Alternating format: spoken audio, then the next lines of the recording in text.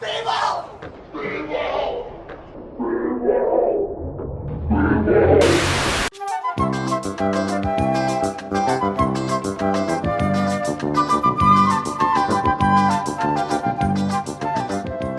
Hi. Hello. Feeble Talk. This is the first episode of 2019. I said that for Escamilla's because we already filmed it, but we're dropping this one first. So Thank you for officially being on episode number 1. Thanks for having me. Hiatus that we tend to take at points. So let's jump straight into Dennis's caps lock part.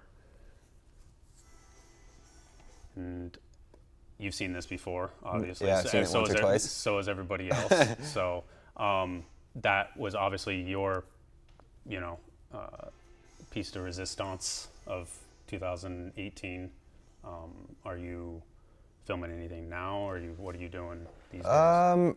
After caps lock, I wanted to move right into filming another part, but last year it kind of finishing that video part and then moving like into the contest season got a little bit heavy for me, like trying to balance going on a film trip, riding like completely different stuff, and then showing up to like a park contest or a big ramp contest with my bike all messed up, and like one week into the next is just like such a big shift. And I'm pretty good at adapting to that, but with caps lock it was like a part I wanted to like be all my biggest stuff, so I'd be at a big rail looking at it. Like there was a couple times where I remember just it was stressing me out, thinking, should I do this because I gotta go to Australia or wherever next weekend for a contest that I want to try and do good at too. So it was like, all right, once I'm done with caps lock, I'm gonna just try and focus 1 year on just like trying to kill the contest scene. As well, I'm gonna do a couple, I'm gonna still put stuff out, like I'm going on trips with some of my sponsors and gonna do that kind of stuff, but no full video project right now until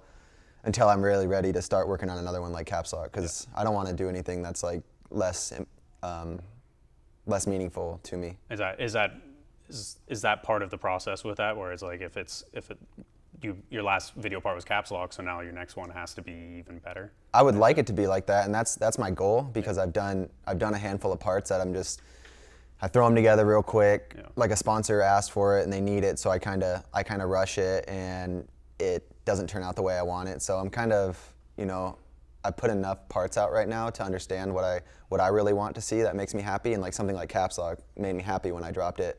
In like Demolition Last Chance, and there's only been a handful of edits that I'm really happy with in parts. So Markit Zero. Well, I think you were in Markit Zero was the one that I was happy with it because of the video as a whole. But my part in general, I was fine with it because it was all I could do, because injuries just kept holding me back, and I didn't want to hold everyone else up, because I was like the one that just like, dude, I'm not finished with my part, but everyone else was. So, but I'm happy with that part. I'm fine with, but it's not like Demolition Last Chance or the caps lock part, or a couple of horror edits I had where I spent time on and made them good. So yeah, the next part I want to work on, I'm trying to make good again. I'm gonna take a break from it though. Take a break.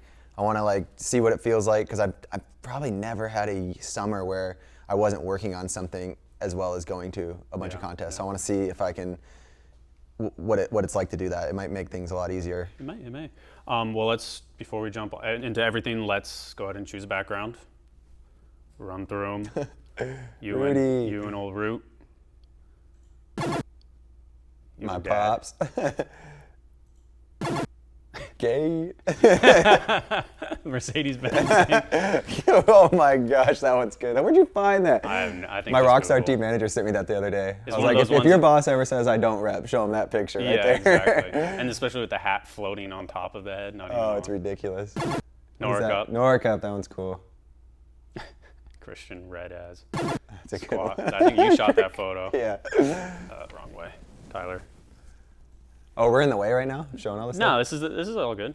So I try and frame him up so they're dead center, but that was a gap to wall that was way too big. That photo's sick. I never even seen that photo. That is maybe just a screwdriver. that was actually Paris. in the fold. That was in the folder that I grabbed from a year ago, I guess. So.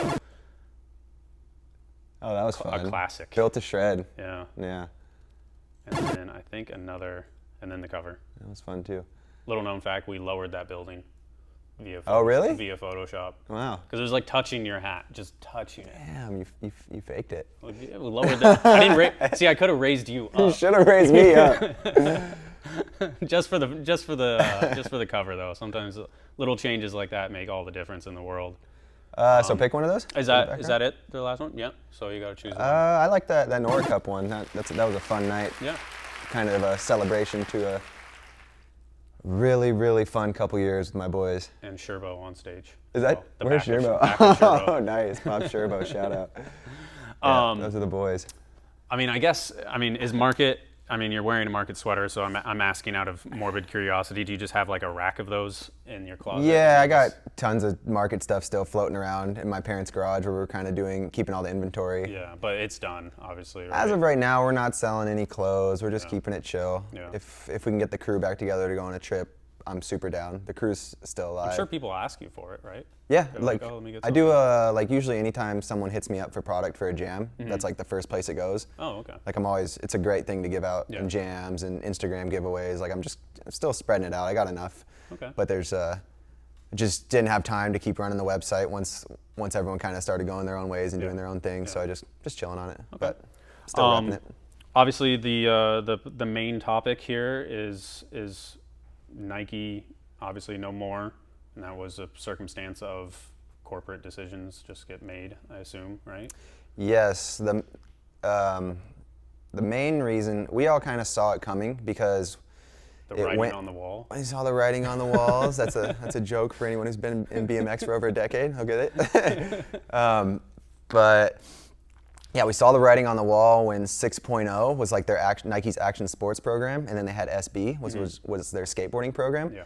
In 6.0, it was a whole nother side of Nike, and they had their own employees, their own offices, and then they just wanted to make SB huge. So they took a few sports from 6.0, dropped 6.0, and put like BMX, maybe like snowboarding, surfing, a bunch of stuff, motocross, wakeboarding, and put us all over to SB. Yeah. Which I was like, well, SB now stands for skateboarding. So it's a cool brand and everything, but I kind of saw like, what's going on now? Yeah. And then like motocross got dropped, and then something else, and then it was just BMX, and we were just like this little small thing just holding on to this skateboard company, and eventually I think more and more employees left or circulated into different areas of Nike, and then SB was 100% ran by skateboarders, and I think at one point they were just like, this is a skateboard company. You know?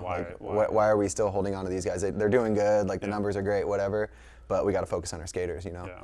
And Nike, I think, they're always doing good, but I think they had a rough couple years. They did. They had a rough couple years, and I think they pulled back on a lot of stuff. Yeah. And that's the thing where, if it was a BMX shoe company and we had a little skate team that killed it, I'd have to be like, sorry guys, I gotta support the BMXers as a BMX company. So. And sometimes even when the company as a whole is doing poorly, but a part of it is doing really well, they don't even care because it's such a small part of it. Exactly. They just nix all the auxiliary thing and focus on their main stuff. 100%. Losi would go in there in meetings and show them how this guy did this, this guy did that, and they just, I guess he would tell us, they'd look at it and be like, cool. Yeah. Now let's move on to next subject. Yeah. We're gonna can you guys in a couple years anyway, so just be happy with what you got. But man, they treated us so well, and it was. You got the news in like 2017 or something. I mean, you guys. I feel like you had the longest contract that they were honoring. It was like a year and a half or something. Yeah, Nigel's still actually on. Well, Nigel, I guess that's worth talking about. Nigel is not. Nigel's on Nike through not Action Sports. Yeah.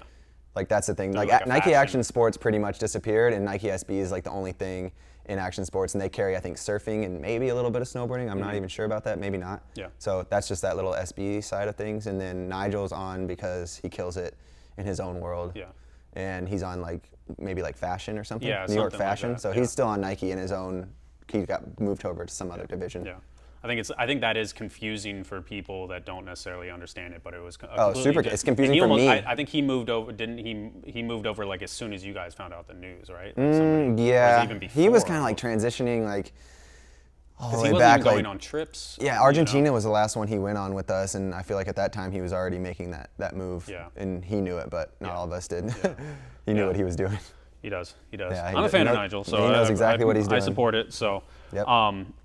So you guys obviously contractually had to wear the Nike shirts when you guys were at events and stuff like that. Yeah. So you guys had the news for a while, but there was no more team trips, no more everything else. So. Yeah, it was crazy. I think a year and a half before all of our contracts, because we're all pretty much around the same time. Like Chad was a couple months before Garrett, maybe, or vice versa, and then I was a couple months after that. But it was like the same 4 months where our contracts were ending. So we all knew around a year and a half in advance. Yeah. So but the contracts were still so good, and they still gave us travel budget, and they were just hooking us up with a bunch of stuff. They were real nice. Like, they let us go in the nicest way ever. And so we're all like, whatever, we'll just keep rocking Nike for the time being, because it's easy, you know? Like, let's just ride the wave until it's done. So your contract ended at the end of 2018, I assume? Or a couple months before? It ended in September, I think. September. Like 3 months ago. Okay. So when did the conversation with Vans obviously come up? Several months before September, I assume the conversation started. Right when I knew or had the feeling that, because me and Jerry Batters have always had a really good relationship. He's from San Diego. I'm from San Diego. Yeah. Him and my dad are good friends. We've been hanging out, and even when he used to party and I was a little kid, I used to party super hard with him, and he was just like, he liked it because I think I could hang with him a little bit. But I'm glad Jerry doesn't party anymore. But even back then, I was hanging with him. Like, I've been friends with the whole Vans crew forever. The first time I ever saw Jerry partying, I was actually scared. Me too. Yeah, and I think I somehow ran with him on some of those nights, man. And so he's almost like a family friend to me. And no matter what, people think he's crazy or not, like, I feel like I get him.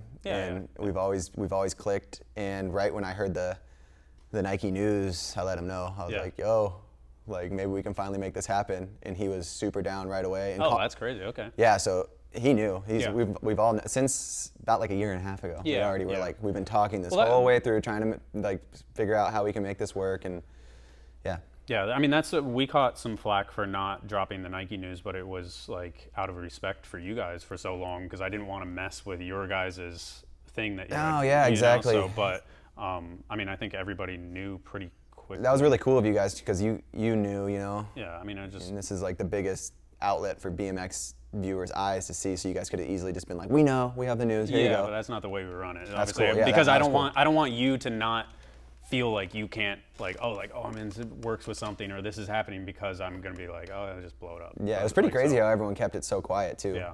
I mean, people knew, I'm sure. So it's like people the industry knew. It's like people know that you ride for Vans. I think people know I've been rocking Vans for a bit, but I think this is going to be, aside from, I think like this might come out the day after the news drops or something. Yeah, I hope so. Hopefully we can. Sorry to Miles for making him edit this. I'm sorry. or is it you? I don't know.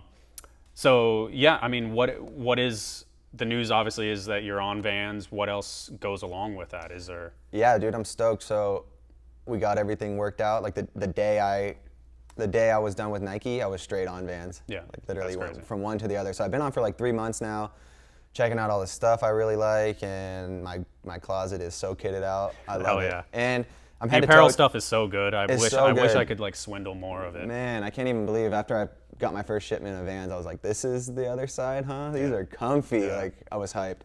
Nothing against Nike, but those shoes just were it was pretty much just the Janowski, and those are a little slim for me. So man, just getting to try all the new Vans. And then head to toe, so just gonna be kitted out with Vans stuff now, and hopefully within the next 6 months, dropping a colorway. Awesome. And then just Vans trips. I already went to Hawaii just to meet all the Vans people, because there was like a big surf contest out there. So awesome. They sent me out, me and Colin McKay, to pretty much just meet people, shoot some cool photos, get a couple clips when we drop this. The people probably already see the clips by the time this comes out, but just like a few just Instagram clips. We got like a handful of things just to drop to go with the news, and then probably by the time this comes out, we'll be on a Vans trip. Me, Gary Young, Kevin Peraza, Colin McKay, Dan Foley, and Justin Cosman on a official Vans trip, like kind of a welcome to the team style trip. Cool, that's awesome. And that's end of January you're going on that trip? That is, we leave on the 22nd. Oh, okay, dialed. So it's weird. I'm like talking to him in the future, because it's probably gonna be like the 23rd whenever this comes out or something. That's all good. So that's awesome that you can finally talk about it and actually, it's really cool. And not like pedal back like I'm not. This might be the first time I've actually talked about it. because I've done interviews with Carlson. He knows. He tries to pull it out of me every time we talk in front of a camera. Yeah, it's official. I'm on Vans. Hell yeah, that's awesome. I guess that rolls into kind of before we keep going on, because we're going to talk about contest stuff later, let's talk about the podcast. So Okay. you did Carlson's podcast, Kyle Carlson's podcast. Yeah, the Unclicked podcast. And then that kind of planted the seed, because I think Dave Martinez came up to me at the skate park and was like, Dennis is going to do a podcast, and that was like 3 or 4 months ago. Yeah. So you finally pulled the trigger on it, and what was the main reason for it? I mean, I guess in the sense of like what was missing that you felt like, oh, I need to do this? I don't feel like anything was missing. I really enjoyed doing Carlson's Unclicked podcast. We had fun, and I was like, dude, when's the next time I could do this? And he's like, we should have you on like every, I don't know what we said, like every 15 episodes or something. Yeah. I was like, oh, that'd be sick. But I was like, man, this is fun. Like, Yeah. you do your side of the podcast, which is like a lot of cool, interesting people, and I feel like, I was like, there's room for another one. Yeah. And I had Kyle on my podcast. Like Garrett's not going to go on Kyle's probably. Who knows? I mean, he may, but who like knows? he's not gonna say yes as easily as he would to Yeah, you. dude, know? I there's guess so that's a much better way time to say people it. are in their cars and bored. I was like, if people don't want to listen to it, they don't have to, but I'm already talking to my friends constantly. Yeah. And so I just got this little setup, and I just put it on my dining room table, and it's just ready to go whenever. Cool. So it's been a blast so far. It almost gives me that feeling of, not the same exact feeling, but like getting a clip or landing a new trick that like, yes, we did that. Or, You like, put in I a little got work that. and you get something out of it. Yeah, have someone over, we have like a good conversation, I learn a little bit more about them. You know, phones are away, you're just talking to someone for, you know, they could go. I think First I'm gonna one start was making an hour one. and 37 minutes. Hour and 37 minutes, yeah. And I feel like I'm getting better at them too, so there's so much to learn. It's just kind of like riding, like another fun little hobby. And I didn't think I would like it that much, and I think I'm gonna keep rolling with it. Awesome. I mean, I think it's cool. I think you have a completely different perspective than anybody else. Obviously, your perspective is unique to you, but like any media person is gonna have a completely different view on stuff. Where it's like I listen to it and I hear. I mean, it's like overly positive as well, which I enjoy, but it's like your worldview is different of it than mine. True. If that yeah. if that makes sense, but Yeah.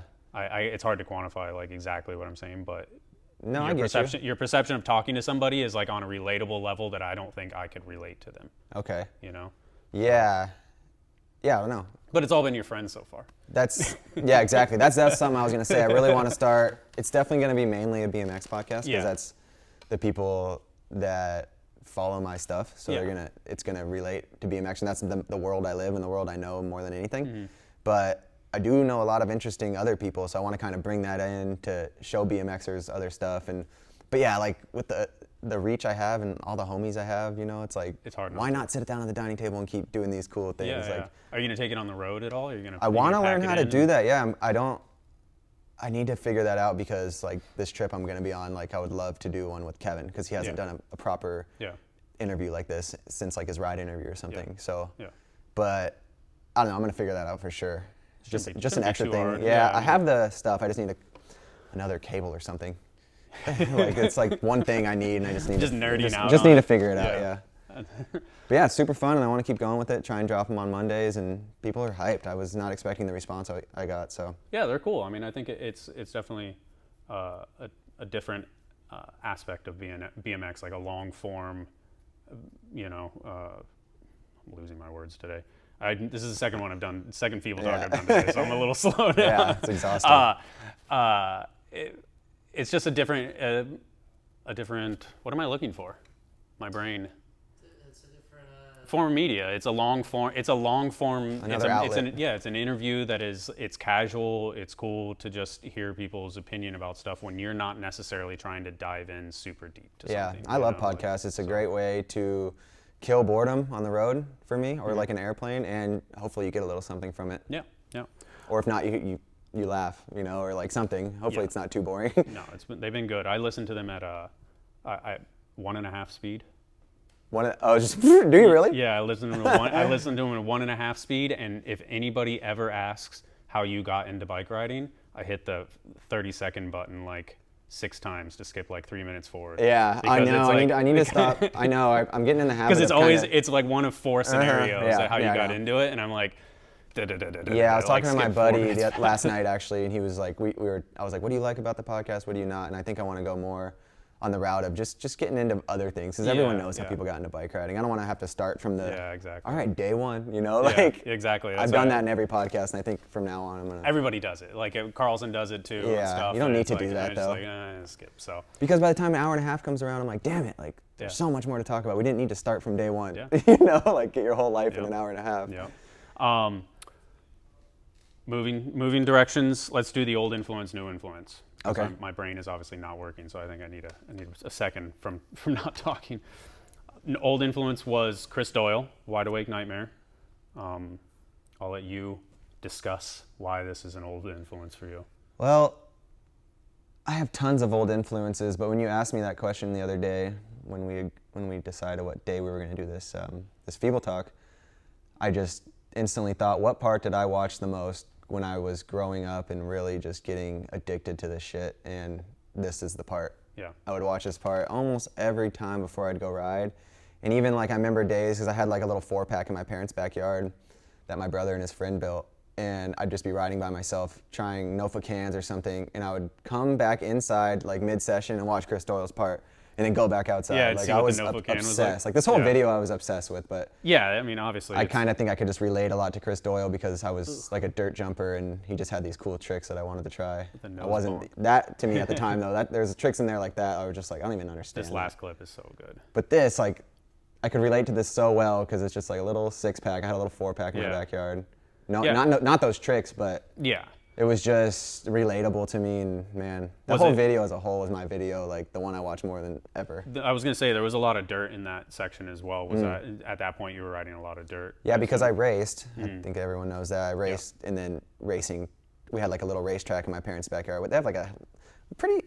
It's like a half acre in La Mesa. It's not that big. It's pretty big. I don't know, but just enough so we made this little teeny like single-laned racetrack. Because my brother was pretty into it at the same time. It was just a dirt backyard. Is this in the backyard where you have the ramps? Where the ramps are. There's always been something. So it went from this little racetrack. At first it was like, we had these little, my dad's friend gave us this little, what do they call those little pit bikes? Like a little, and we were just little kids and we made a track for that. And then we made the racetrack, and then we turned the racetrack into dirt jumps. Okay. And then the dirt jumps ended at a curb wall ride. And then that started like, oh, like ramps, let's go to the skate park. So kind of just that little backyard, just, man, a nice like, step forward. That's so cool to have like parents that are just like, you know, able to just be like, what do you want? Yeah, okay. And they're cool. They're like, oh, now you want to change it to something else? They just always like, you can just do whatever in the backyard. Because I think me and my brother were a handful. So it was I could see you guys being probably pretty. If you guys are entertained with the dirt in the backyard, like do it. Do whatever you want.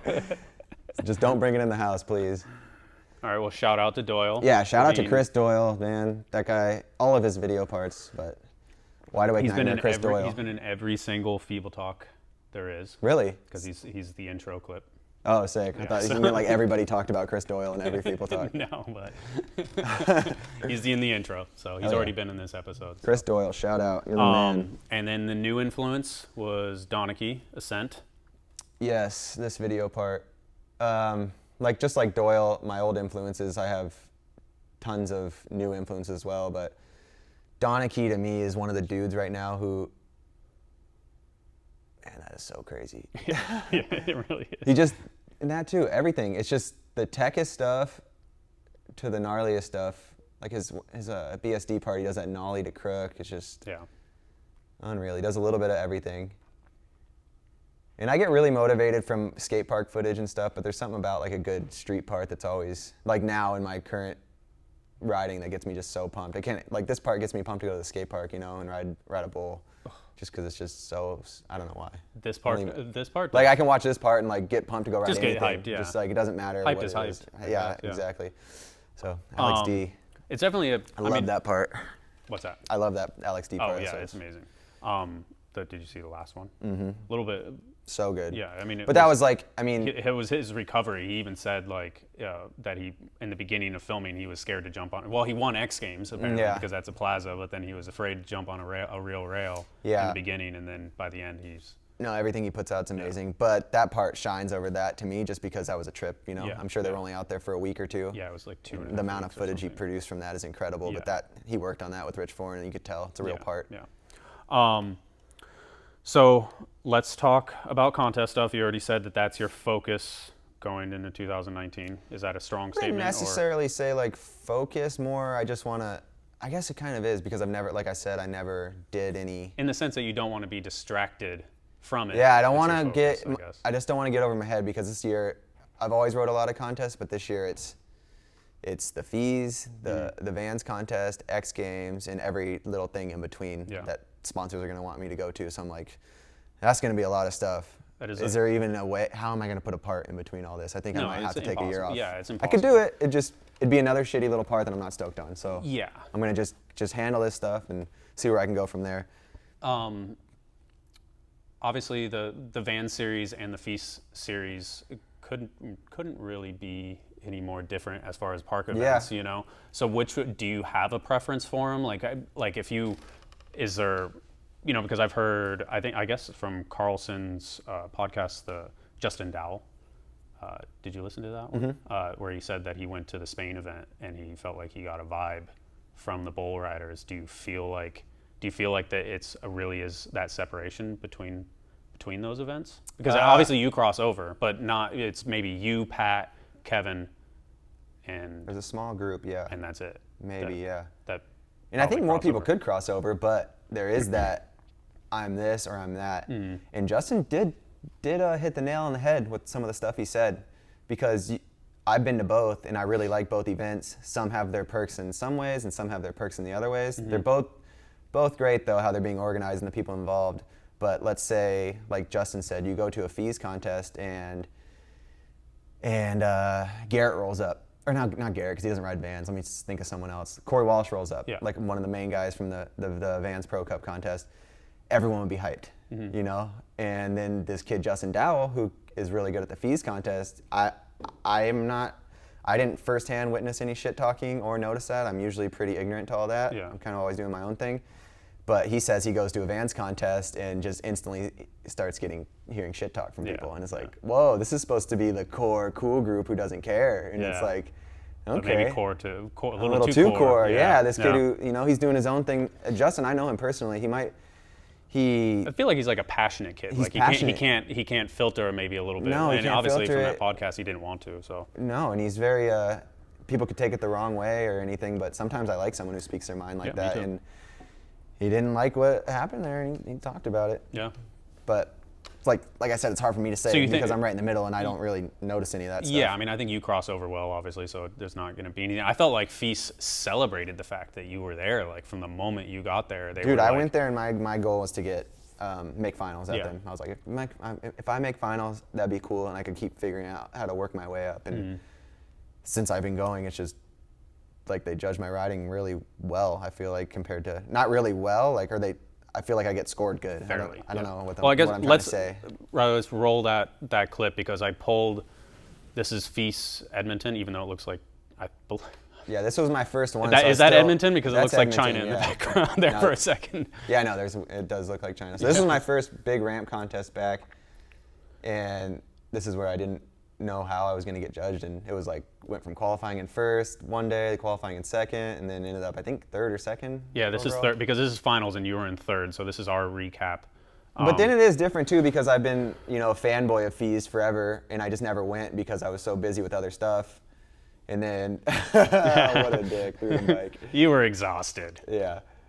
So, I mean, I think for me, at least, like, I've always said that I would be a horrible judge. Like, these would be hard to judge. I am not a good judge because I like a certain aspect of riding and I respect this stuff altogether. But I struggle to see how somebody judges that alley-oop triple whip across a gap versus your alley-oop 270 whip transfer, like how does it work? I don't know. I think for me, so you got guys like Logan and Marin who are on another, they're the best, a couple of the best guys at doing this kind of riding. And then, but the 90% of FISE looks just like them, just not as good. Exactly. But then you have Justin Dowell who stands out because he rides different, and then myself, so I think that helps me a lot to ride so much different than everybody else. Yeah, I think that's what I mean. I feel like it's easy to judge a lack of a better word, a shittier version of Logan Martin versus Logan Martin, but like it's hard to judge your style riding versus Logan Martin. I think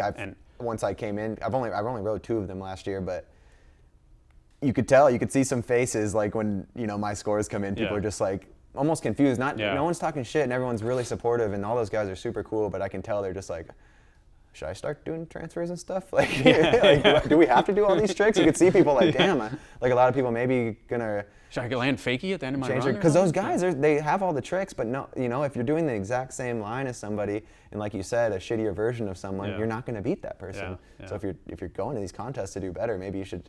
And you're just trying to chase the tricks, but there's 10 people ahead of you with all the tricks. Maybe you should just try and do it. What about suits you best? What about the Nitro event at the training facility? That was a fun one because that was kind of like Logan coming into my world. Yeah. Or he's a cement park destroyer, but more kills like everything. He kills everything. But that was like Logan, like how I went to FISE, it was kind of his world, and then he came over to that, which is kind of more like the stuff I've been doing good at the last couple of years, like an X Games style bull.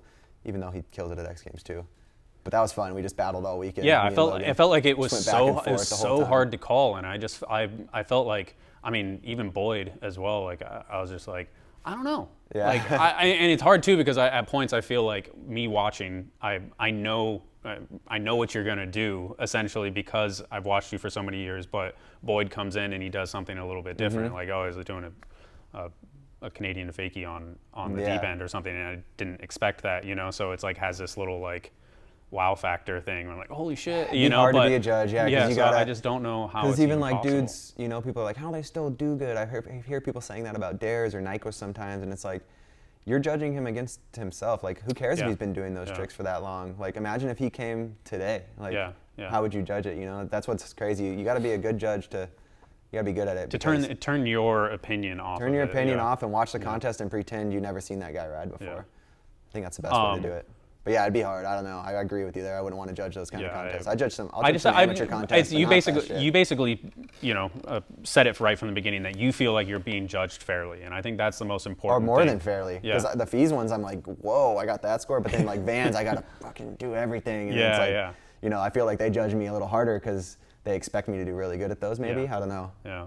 But then sometimes at the Vans contest, I'm like, I feel like they hook me up too. It's just every day is different. I don't know. Some days you get judged bad. Some days you get This judged year, great. definitely they're going to hook you up way better than last year. No, probably not. It's going to be harder now. So you only went to 2 FISE events, and I think looking at the scores. I went to 3, but I didn't ride the one in France because my bike didn't show up. Your bike didn't show up. I rode the street one with Chad and Lacey. That's what it was. And did you win that? Yeah. But it was got rained out. Super high. It got rained out or something too. Yeah, there was no finals. One prelim. Yeah. I think in the year end, obviously, like you were, I think like top 5 or something, just because you did so well at those 2 events. I'm not sure. I think I looked a couple weeks ago, and because it was a weird thing where it was like Nick was a shoo-in to win if he made finals, and then he didn't make finals, and then Logan got hurt and he wasn't in it, and then so he only rode a couple events and he did really well, and then you rode a couple events and you did really well, and then Marin got like third, second through 5th the entire time, and then he won the overall series points or something. Yeah, it wasn't really. I'm not sure how that all unfolded in the end, but I know Marin won. I mean, is that a big deal? I mean, with the Olympics coming up, is that like? I mean, are you paying attention to this stuff? No, not really. I'm learning how it works just from going to a couple of them. But is it a big deal for Marin to get that? No. Is it a big deal to win that? Not necessarily for Marin, but like. So yeah. Like if that was now everything starts.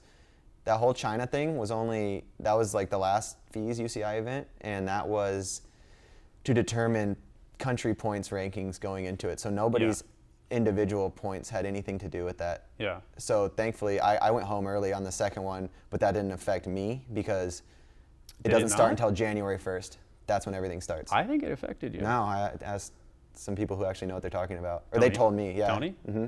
I'm pretty sure. It affected me on the end of, like, if you want to be on the American team or whatever. Yeah, that's what I mean, though. Like, if you're not. But that doesn't matter to me at all, because. Okay. I mean, that'd be cool to be on that team, but that's. I would be on the bottom tier as it is because I only went to 2 of the events. So you don't get funded, you don't get anything. You get flown to the events, but FISE will fly me to the events anyways. Yeah, I hate talking numbers, but maybe if I did really good, I think if you rode the China event and you did well, I think your overall points on how high you were ranked outside of FISE, and I could be totally wrong, would have put you on the U.S. team where you would have gotten a healthy sum of money and the, all the support of like a personal trainer and all that stuff, and not say that you won't get that anyways, but I think I'm pretty sure that would have done something. Maybe. But either way, I mean, does that sounds like we both kind of know what we're talking about, but we both don't really. We don't really have. So if you want to know, my goal for 2019 is to know what I'm talking about. You'll figure it out quick. 'Cause like I said, I've been to 2.5, and I almost feel like I understand. Yeah, that's why I want to go to the FISE things, because it's really cool. It's really cool. I'm a little torn about at points. I'm a little torn about how important the Olympics are, but I do think it's really cool, and I do. See it being something for BMX, even in the sense of like these countries outside of the United States and how much they're investing into BMX and stuff like that. I think it's a great thing for it, because you got bikes and skate parks, things like that. I think it has an amazing, a bunch of bonuses. Yeah, so you got bikes. Just knowing BMX is in the Olympics, that's such a big word to put behind it. Mm-hmm. Like you said, like it helps get skate parks funded, and BMX making sure they're in all the new skate parks, and random dudes are getting sick jobs like Darden and Van, and countless amounts of people are getting these awesome jobs, and then all these random countries are funding these people to like start pushing, like, all right, new Olympic sport, like China, they're building skate parks. They're building skate parks. They're funding these people, and then Rob Darden gets to make $100,000, or let's give a huge number out. $101,000 for parts orders for the year, and he gets to pick what. Oh yeah. So Garrett sells bikes. Garrett sells bike, push your mail orders doing better, know. No, that's real. Vans is doing the even trickle down better. effect is real, and I think that's why I think it's important, and that's why I want to go to all the FISE events so I can be better involved with it myself, at least this year. Yeah. Whether or not that actually pans out due to. And they're fun. Yeah, I mean, having a kid and stuff, I think is going to be a little bit hard for travel stuff, but I'm going to try. Figure it out. But as I guess a side subject to that exact course that you were riding in that video was bought by USA BMX. Yep. And they are moving it to Chula Vista, which is, we're in North County now, but I mean, it's an hour drive from here, but it's 20 minutes from my house. It's probably 25, 20 minutes from your house. 5, yeah. So there is going to be a FISE course down the road from us, which is pretty nuts. Yeah. And then you have the CA training facility, which is right here. My house is pretty much in between both of those. Yeah, and that is, at least from what I understand, it is more obviously it's more on the skate side, but they are focused on that Olympic style thing too. I feel like they have like training course. I mean, obviously you take it as serious as you want to take it. But for that, it's more like it's pretty much like a X Games course, street and park, that never got built, like one of their concepts, and they're like, all right, let's just build it at our warehouse, the CA training facility thing. Yeah. And for BMX, not a training facility, it's just like a bowl. It's like the opposite of a training facility. Yeah. But for skating, I could see that, because they want to like have coaches help people and all that. Yeah, I think like on their website they have stuff about like a coaching, like an Olympic track or something like that.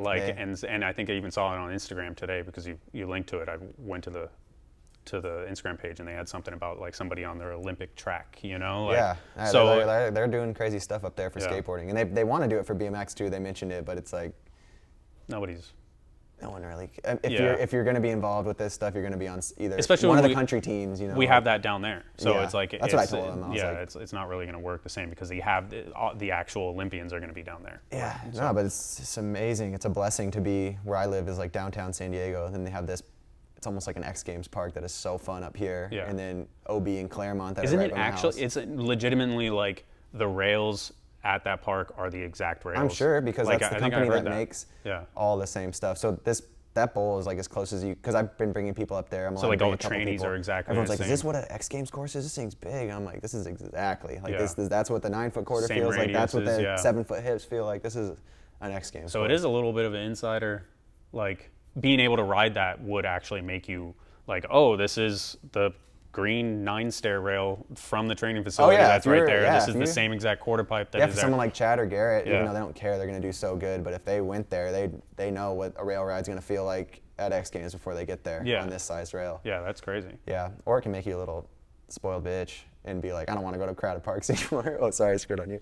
But yeah, I've been like, I've already been that spoiled bitch, so don't worry about it. Yeah, exactly. That's why I wake up early to go ride bikes. So. Yeah, no, OB and Claremont are still awesome. I still like love going to those parks so much. Like this park's like amazing, a dream up here. And it's like, new, so you're excited about it. I mean, it's but I still only try and come like once or twice a week just to not burn it out, because It's good, but it's still not, it's not. It's a skate course. And so it's Rockstar hooked you up with a yearly pass. So can you literally go at 3 a.m? Yeah.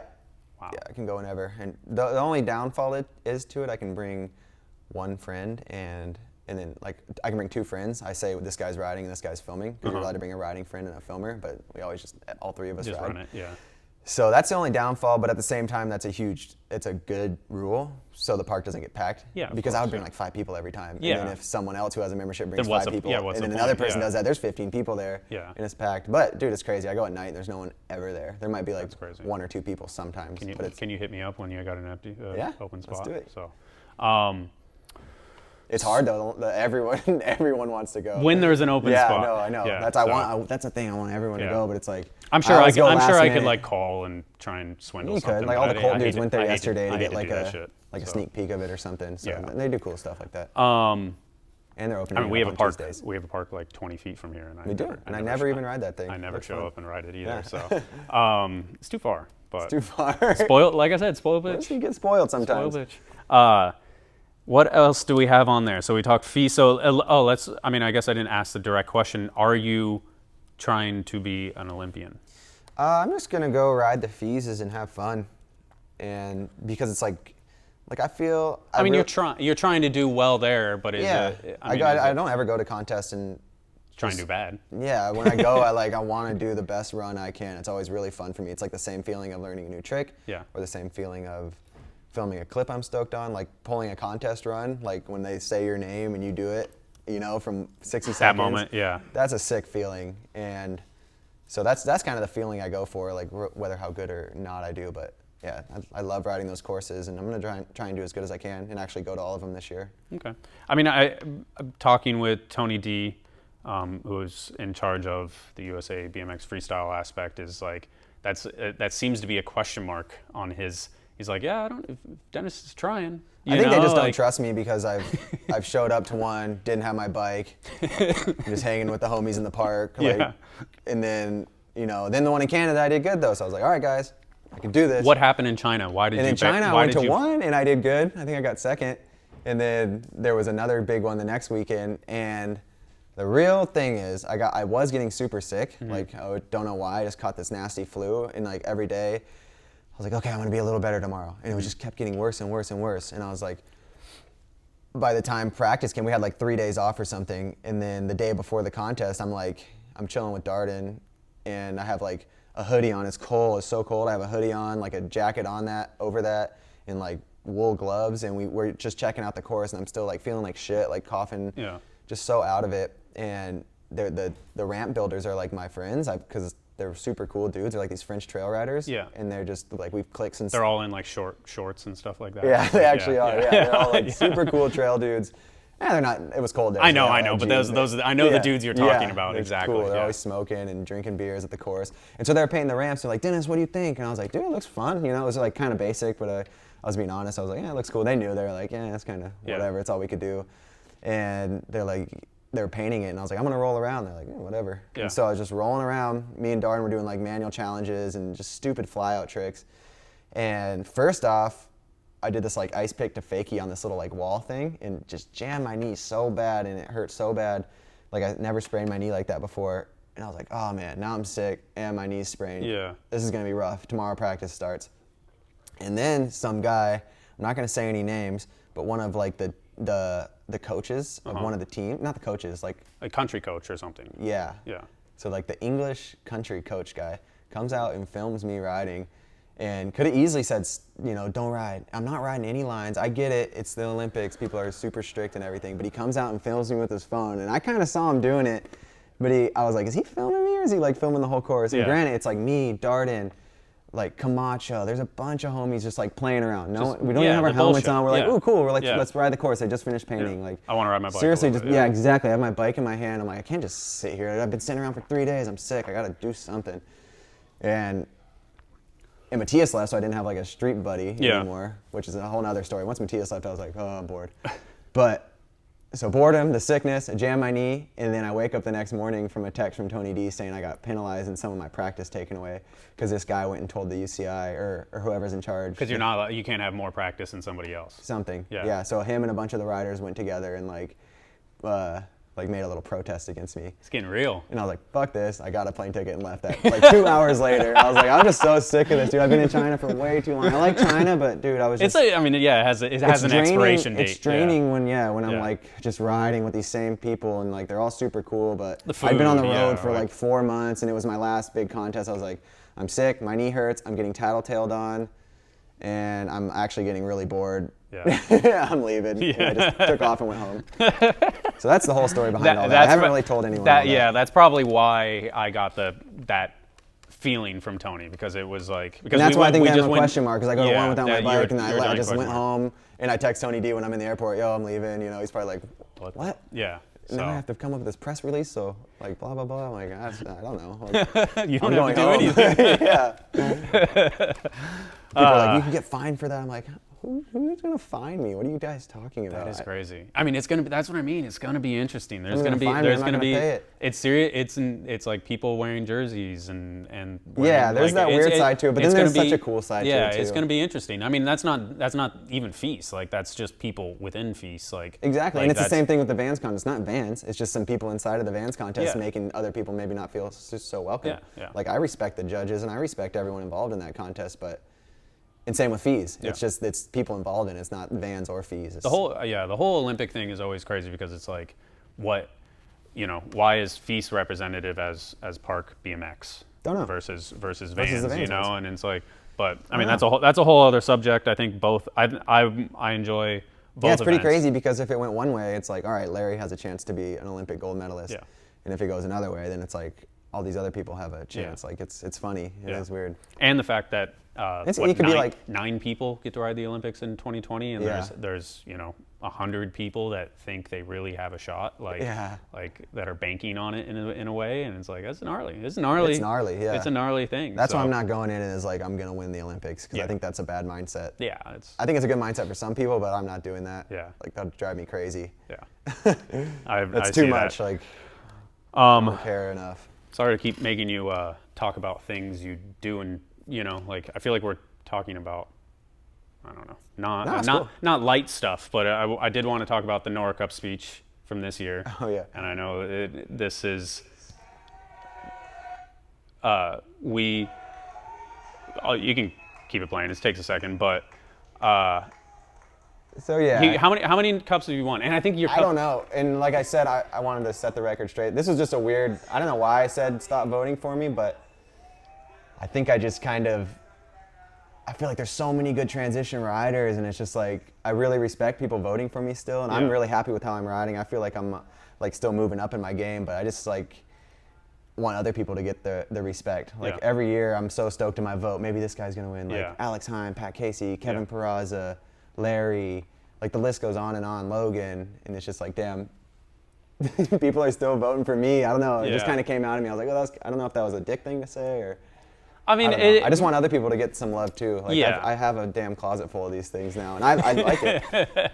Like video parts, so that man, I'm so stoked on that. Getting nominated for Street Rider, all that, but Ramp Rider was like the last one I thought I was going to win this year, because I was like, I was happy with how I did and everything, but.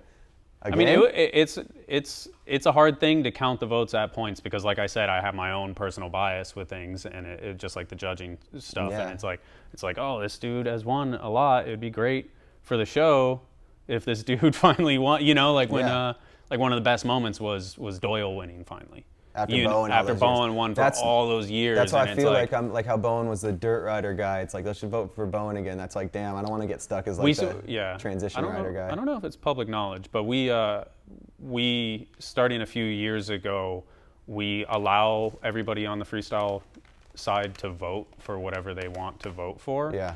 But we go through every year, or at least if they're being added to the list, and we sort of make an educated guess on what categories they really belong to. Like, does Durs deserve a street vote?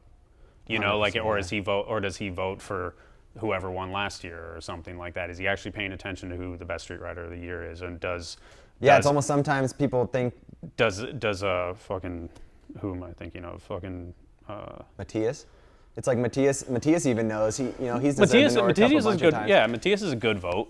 But he's a good vote, but it's every street rider is gonna vote for Matthias. And people are like, how did Matthias not win again? It's like, you guys didn't even know anything that happened. That's the same reason for like why flat got separated years ago and all that stuff. And it's hard when it's so niche and stuff like that. And it's generally when we do. I almost feel like dirt and transmission rider could be the same thing. They are. Oh, they are now? Yeah, so even when it's like so like Logan was in there and we used dirt clips for there because it's like that's transition, and so like the dirt award is like a trail award now. So that's why the crawfish won, Satoshi. That's why he won last year, like a 40-year-old Japanese dude won. Oh yeah, the trail rider, you know. It's cool. So it's like it's a completely different. It's just as like super core off to trail the side, world thing, as Flatland is at even points, more but, probably. Yeah, probably the same. But yeah, I mean, obviously, but I mean, like telling people to not vote for you if I shouldn't have said that. As you were saying, like, oh, I'm gonna ride all these park events this year, like maybe, But I don't know. Yeah. At least you didn't throw the cup or something. No, like I love the award and it means a lot. Like, dude, I'm so stoked on that. Like, I think it came off pretty lame how I said it, but I more so just feel like I want other people to get the shine. Yeah. Like it's been, I don't know. And I feel like I've won like 5 years or something. Yeah, that's notable, of course. So I should have looked that up. And I think your Nora Cup is actually at the office. Here? Right? Isn't it? Hopefully. Did I give it to you? My mom wants that. I want it, but my mom's always, you gotta get that Nora Cup for me. I'm not using it. She's got the collection. Dennis messaged me like 3 weeks ago, like, hey, do you have my Nora Cup? And I was like, what, you don't have it? Like, I fully thought you had it already. No. And I guess it's in the suitcase. Here? At Jeff's. Yeah, we'll get it. Remind me. Cool. So I actually meant to grab it before so I could actually hand it to you right now. But it's like, don't vote for me. Yeah. So. No, man, those awards mean, that's the most amazing award to get in BMX. Like, I'm so happy for it. I just didn't, I don't know, maybe it was the last one I thought I was like, maybe I'll win Reader's Choice Award. Yeah, and I was like, video part, man, I'd be so sick to win that. And then in Ramp Ride, I was like, oh, cool, I got nominated again. And then when they called my name, I was like, huh? Like, whoa, is everyone confused? Like, that's how I felt. Like, damn, thanks for the award, but you guys, like. Yeah. I mean, it would have been sick if like Corey won or something, like something like that. Corey like, Walsh, Alex it would have been Jason sick. Watts, Boyd, yeah. The list is huge, Logan. It is. Let's jump into Instagram questions, and then I'll let you go back to the training facility. I think I'm going home. Are you gonna go home? It's raining. I hear it raining. We had a good little session in. Shell Training Bob. facility is such a bad name, isn't it? What's that? Training facility. It makes it so serious. I always say the indoor skate park. I hate saying that. Sandwich Emporium. Sandwich Emporium.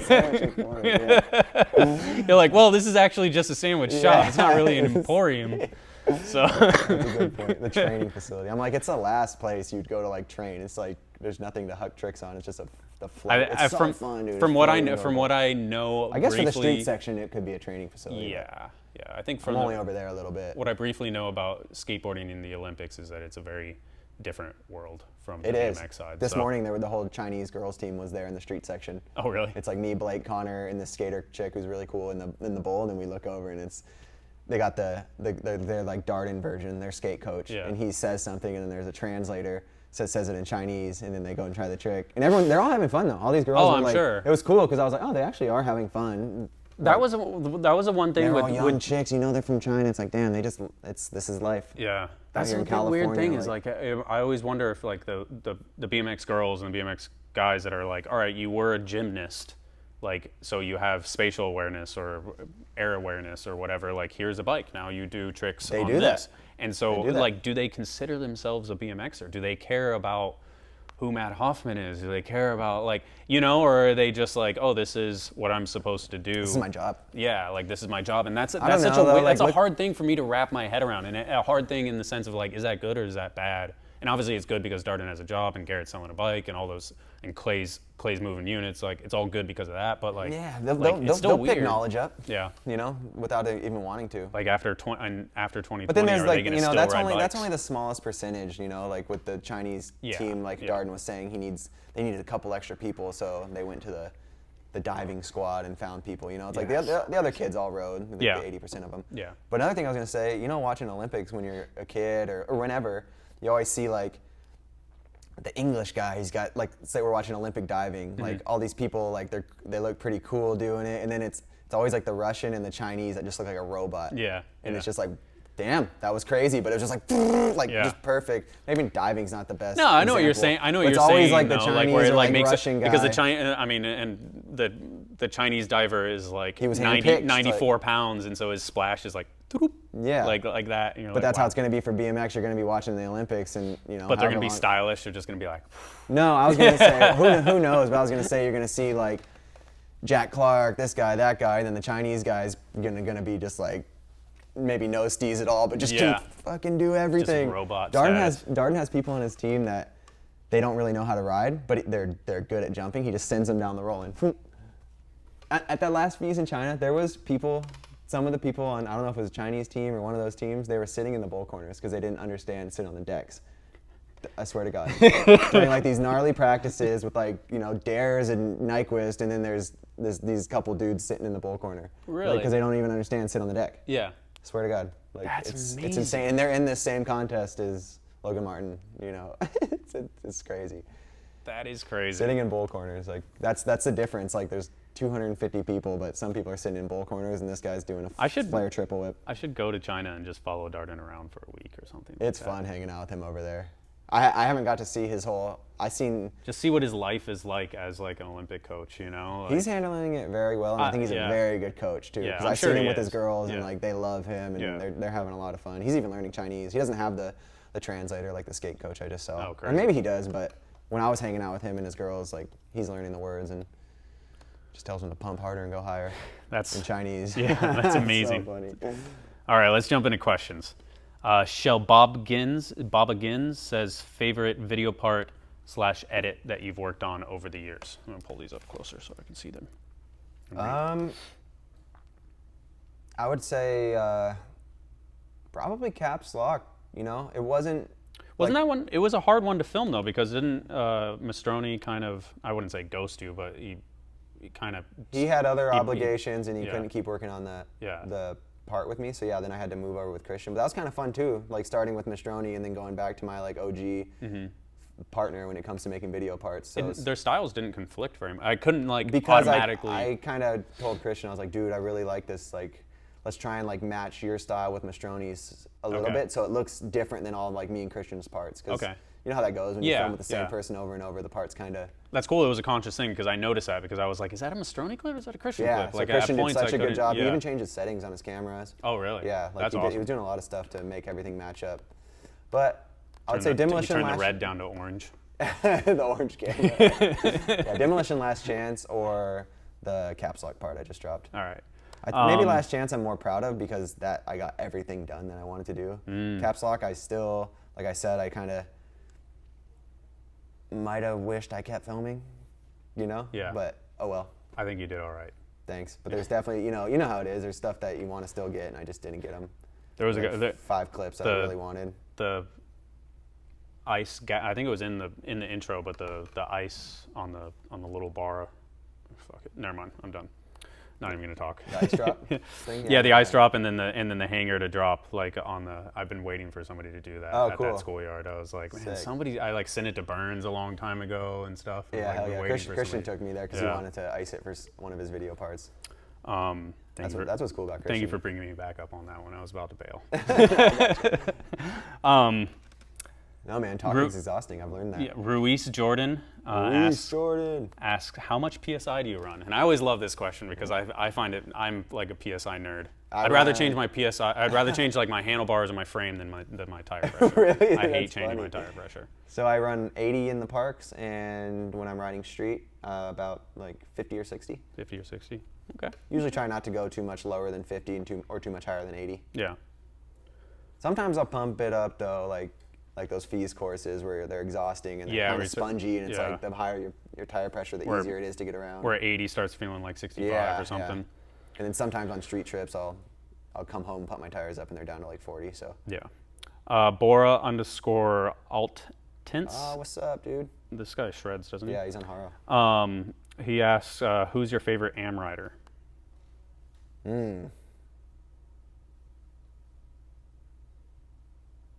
Man. It's a bit of a hard one. The first guy who pops up to my head just real quick is Lewis. Mm-hmm. You know, maybe I don't. And he's still maybe I'm not thinking of somebody, but Lewis Mills right now. He rides for Boost Mobile, but I still think he's AM. He is AM. Yeah. That's how it is. He's still working his way up. And yeah, I'd say Lewis Mills. I like his style. He's got a cool street style. And AM, and then maybe like, because I have favorites for everything, you know, like. He might be my favorite AM for riding street, but then that kid like Josh Dovey, I think that's how you say his last name. He's like a little Australian, like 15-year-old kid on Colony, and he's probably my favorite new like, transition rider that I like to watch. So. Okay. Those two AMs, Josh Dovey and Lewis. There's so many good ones. Johnny Rakis. Yeah. Trey Jones sucks. Trey Jones. Vic Murphy is my favorite rider of all time. How did Vic and the Dirt Bros influence you in your riding? Also, did you ever have a Dirt Bros frame? Also, I should have read this before. Also, do you have any old BMX? Brain. Yeah. Do you have any old BMX shit that I can buy from you? I don't know. My mom probably does. Keep my house pretty clean from BMX stuff. Yeah. Got the bike in the garage and a few old parts. But Vic and the Dirt Bros, I actually never met Vic when I was younger. But all the Dirt Bros like you and Gary and who else did I know? Mike Gross. Mm-hmm. Those were like huge. Chris Myers. Yep. Was Steve ever on Dirt Bros?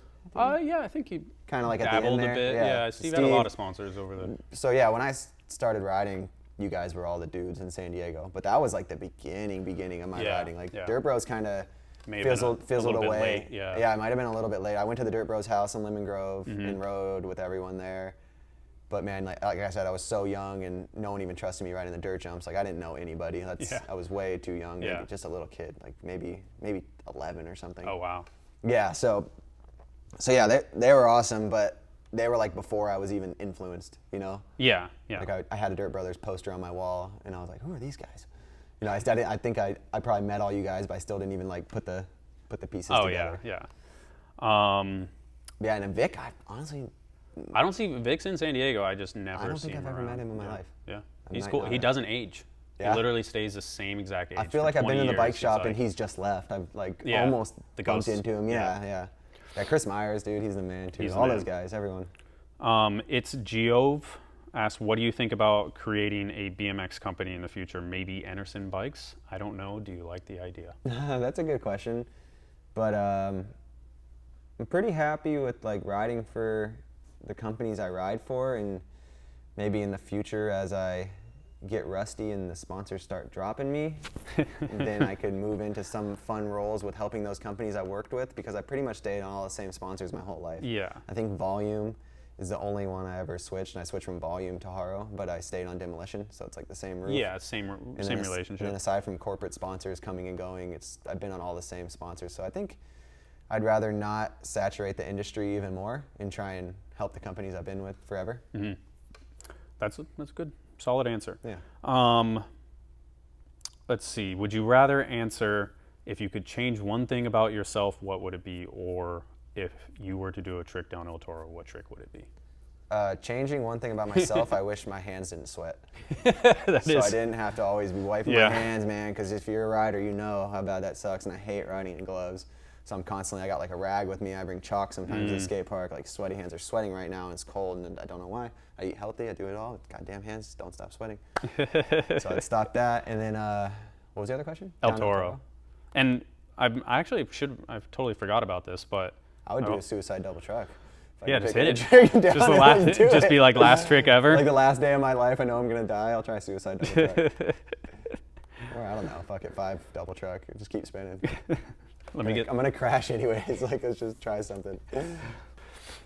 His hands are sweating now, huh? They are. Yeah. He's coughing on me. I'm gonna get the damn flu. You spit on me earlier, so we're good. I did. The lighting was perfect. I just saw. Dead Whip asks, "What's the scariest trick you've ever done?" Scariest trick I've ever done. Maybe the one that I thought like maybe I might die. Like, this is crazy. I'm just doing it anyways. I don't know why. It was like the right age. I do that sometimes where I'm like, I have to just shut it off. Well, it was both Demolition Last Chance. I'm gonna say 2 because they were like, it was like a 2-song part, and then So the first one was the bar spin in the Staples Center. Yeah, that was actually, That was pretty scary. I for was some reason. actually scared. Shoot, that's one of the few times I've been scared. I think in the clip it looks like you can go straight on at it, but there's a rail, so you have to jump onto that skinny-ish ledge sideways. Yeah. And I was just like, that was one of the fuck it moments where just do it. And then the other one was the bar. It was like the roof that went like that, the bar to manual to whip. Oh, really? At El Cap. Okay. The last trick. Into the shotcrete. Yeah, that was like, I just took my brakes off. I don't even really, at the time, I could do manual whips pretty good, but I just took my brakes off. And I was just like, I don't know, I need a banger. Because I was going to try this other thing that I probably would have died on, but there happened to be, maybe it was like at a college and they were schooling or something. Yeah. So it was just like weird, like coincidences led me to that school, and I just like found a banger the last day we were allowed to film before the deadline was up. Crazy. So those two clips, both in Last Chance. And Caps Lock, maybe was there something really scary? Like, are you scared? I mean, are you scared, like the big roof drop, like the creeper roof drop? No, that was something I wanted to trick into, but it was too windy. Like, yeah, I was going to say, it was like, is that clip. scary to you or no? That was chill. It was too windy to ever get a trick into it, and I didn't even want to use it, but Christian was like, you have to use that clip. It's good. It's good, but it's like... And you got the clip, so now you can just do something later. Yeah, no, the next part I really want to do something one-hander. to it. Yeah, but that's why that was pretty scary. That was scary because that was really close, so like you had to almost go like no speed. But rolling into it, I wasn't that scared. I thought it was going to be a hard impact because it's so tall. When you're up there, I was like, this is the highest thing I've ever dropped from. So I thought it was, but after the first time I rolled into it, I realized like, oh, the bank's steep enough to. Perfect. Yeah. Yeah, so that was scary too. Not as scary as a bar manual whip though.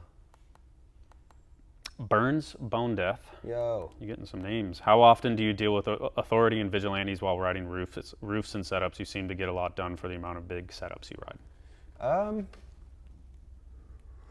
Man, not really too much. I feel like I pick my roofs pretty well. I try and stay off of like people's homes. Mm-hmm. A lot of them are schools. Usually schools, yeah. Out here in California, we got like banks everywhere. Big schools and banks everywhere. So it's like, yeah, I don't really ride on people's roofs at home because as a homeowner, I've had to redo a roof, and that shit's expensive, and I wouldn't want to mess anybody's roof up. But a school, I pay taxes in California, so I don't care. I'll ride on the school's roof. I try and stay off like small businesses or anything like that. Anything where I understand that if it's someone's roof, they're gonna get super pissed off. Yeah. You know, like try and stay away from those because schools. I've been caught on school roofs, and what's a teacher or principal really gonna do? Like, it's like, get out of here, get off the roof. It's not like their roof. It's not that big of a problem. But yeah, try and just stay away from people's houses and small businesses and things like that. No, it definitely. The most real incident was somebody's house, broke some tiles, had to pay money, almost went to jail. Dude, like the whole that's thing. Someone's house. Like they're already paying their mortgage or rent, and then they have to deal with this at the end of the month too, fixing their roof. Like that'd be annoying. Burns in Texas probably has to deal with some dickheads. Oh, yeah. Burns attracts them as well. Comet Donkey asked, who is your, first he's happy Feeble Talk is back. Woohoo! And then, who is your dream guest for Unclicked? Ooh. For BMXers, Josh Harrington. Yeah. I would love to get an Unclicked podcast with Josh Harrington because anybody who's a fan of Josh Harrington from that generation would, I'm sure, be just as stoked as me. Current riders was Garrett, but I already got him on, so I'm very happy with that because he's never done a big, long talking interview like that, so that was cool. And then aside from BMX, Joe Rogan. Get Joe Rogan on my podcast. Ben Jump Bradley asked, three things you would bring if you were stuck on a desert island? Rudy? Maybe? No, then I have to find twice as much food. Hopefully he's at home, someone taking care of him if I was stuck. Oh man, stuck on a desert island. I don't know. Yeah, that's a hard one. I'm like survival stuff, man. Yeah, a boat. Big ass a gun, boat, a satellite phone, and a really nice lighter to make fires. That's a super lame answer, but I'm trying to stay alive. Lighter, a big knife, and a gun, so I can make sure I can have food. And a water filter. Yeah, I guess that's 4 things. So that's get rid fine. of the knife and take. Or no, I don't know. You're putting some effort run out of in now. bullets if you had a gun. Lone Child with 2 Ds asked, your biggest personal accomplishment in BMX? I don't know. I mean, I feel like probably at the end of the day, probably all the Markit stuff. Just being able to get that group of people together. I mean, I'm not to be you. That's where I was going with my answer probably.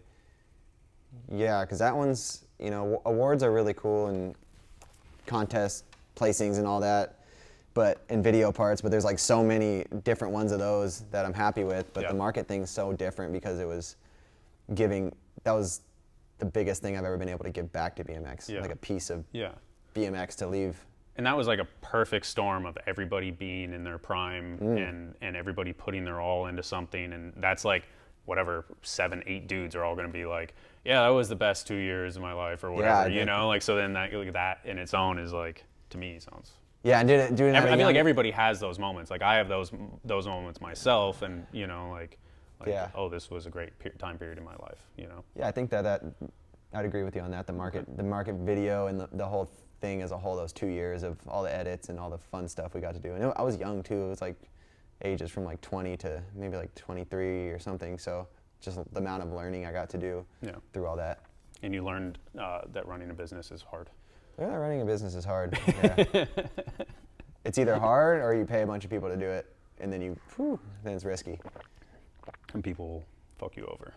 People fuck you over. In the fashion industry, yeah. It's hard to get on anybody's priority list in that area. Is there anything else? I think that's it. That's all I got. That was really fun. Yeah.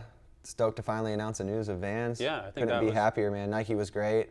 That family was awesome, but this whole Vans thing, I really feel like I fit well, and yeah, I mean, it's super stoked on the. How could you be anything other than hyped? You know, like the best content. Well, I mean, no offense to FISE, but I agree. Vans is the best contest because it's open. FISE is open to everyone too, but it's personally the Vans contests are the best. Yeah, because because FISE is really hard for a random steezy dude to go do good in. Yeah, but those Vans contests, like someone like Logan could come in and potentially win. Yeah. You know, so it's great for anyone can go do good at those. It leaves the door wide open for anyone if they want to ride a contest to come and do good. Even a street rider. Yeah. Someone like Chad could come in and just get all techie with it and make it look awesome. Yeah.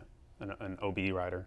An OB rider. Yeah. Street rider. He's such a good skateboard rider. Yeah. Thank you very much. Looking forward to just everything this year. You killing it all around. And thanks. And thank you for coming on Feeble Talk round. Thanks, Fudger. Round 2. Yeah, we talked about it since last year and finally made it happen.